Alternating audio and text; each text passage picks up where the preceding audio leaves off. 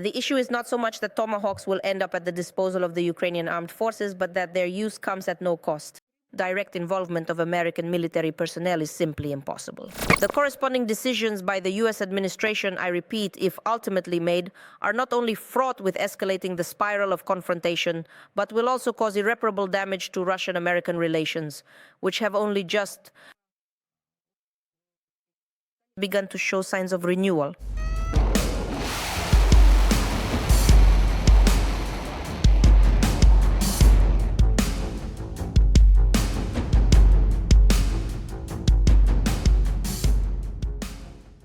A couple of weeks ago, as a result of shelling by the Ukrainian armed forces, the overhead power line of the Dnipropetrovsk gas station was damaged. This led to the cessation of external power supply to the station.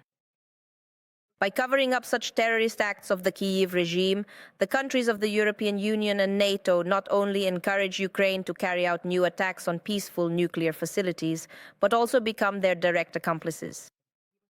Does not cease its attempts to find additional resources to keep the Zelensky regime afloat. This task was one of the central items on the agenda of the informal EU summit held on October 1st in Copenhagen. Brussels intends to solve it at the expense of so-called frozen Russian sovereign assets. According to the European Commission's plan, funds amounting to 140 billion euros are to be allocated to Bankova as a gratuitous grant, an interest-free loan which it, meaning the Kyiv regime, will hardly, if ever, repay. Why? Because the main condition for repayment is an absolutely unrealistic demand for, as it was stated, Russia to pay some kind of reparations to Ukraine. But in the upside-down world in which the European Union and NATO live, perhaps that's exactly how it is. But we live in reality. And we know that Brussels has long been actively engaged in stealing the income from frozen Russian assets.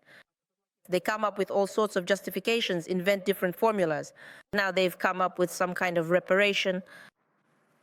But the essence is always the same: to start stealing Russian sovereign assets.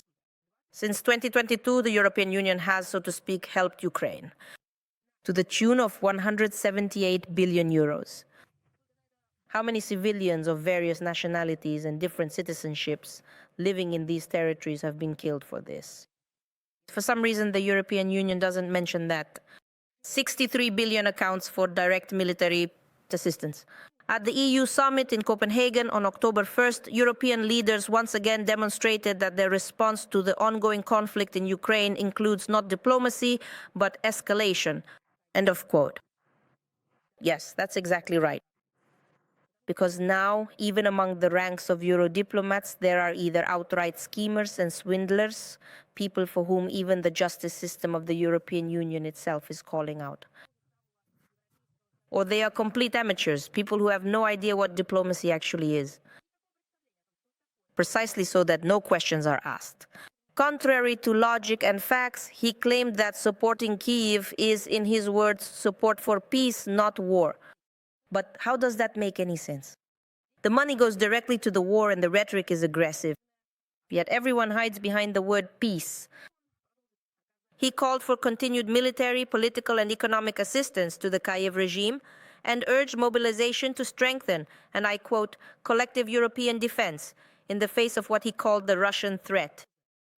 Well, first they invented this so-called Russian threat, plastered it all over their corridors and meeting rooms like wallpaper, and then they make decisions about strengthening some sort of collective European security. Ukrainian social media is actively discussing the issue of the authorities' intention to recruit about 1.5 million people into the armed forces of Ukraine in the near future. Who will these people be? They will be citizens of Ukraine. Of what age? In what condition? I mean, what about their health? No one will care about that. No one will be concerned. They'll be thrown into the meat grinder of this very Western hell that they are creating on the territory of Ukraine with Zelensky's hands. We are outraged by the blatant manifestations of Russophobia. The Australian authorities have refused to issue entry visas to members of the Roscosmos State Corporation delegation led by Director General Dmitry Bakhanov. They were heading there to participate in the 76th International Astronautical Congress IAC Sydney from September 29th to October 3rd. This event was supposed to take place. We are witnessing yet another unfriendly act, which reflects Canberra's blind adherence to the short-sighted and reckless campaign of the collective West, which is unsuccessfully trying to implement the concept of isolating our country. They can't succeed, but at least they want to cause trouble. The politicians of Western countries in recent decades, despite their proclaimed openness, are by no means as open as they claim to be. As they declare, well, try it, that's a good question. Why? Just look at how interesting it is, how everything comes together for them in such a remarkable way. On the one hand, they almost start writing memoirs. Take, for example, the former German Foreign Minister Baerbock, who has already managed to publish her memoirs, barely stepping away from her desk, you see. On the other hand, the most important facts needed for decision-making, for the possibility of avoiding escalation or an open phase of conflict, are kept silent. That's an excellent question. Let's address it to all of them. And why did Merkel stay silent? And why are they publishing, Baerbock in particular, memoirs when they should be working instead of doing that? Instead of, I don't know, self-aggrandizement. Why? That's a good question. I'd also like to know the answer to it. What else will she talk about, or what else can she share on the stated topic? This is a huge list of questions that we have, and we've actually asked them. The most interesting one: what happened with the Berlin patient? And by the way, how did she feel after visiting him in the ward? The president of Russia has clearly stated our position on such dangerous steps in case they are carried out. And despite the fact that we have significantly improved our missile defense system, cruise missiles are a powerful weapon, and if the Kyiv regime acquires them, it will lead to a new serious stage of escalation in the Ukrainian crisis. Of course, none of this will affect the balance of power on the battlefield. The issue is not so much that Tomahawks will end up at the disposal of the Ukrainian armed forces, but that their use comes at no cost.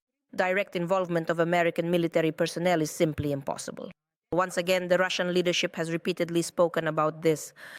The corresponding decisions by the US administration, I repeat, if ultimately made, are not only fraught with escalating the spiral of confrontation, but will also cause irreparable damage to Russian-American relations, which have only just begun to show signs of renewal, of an outside dialogue.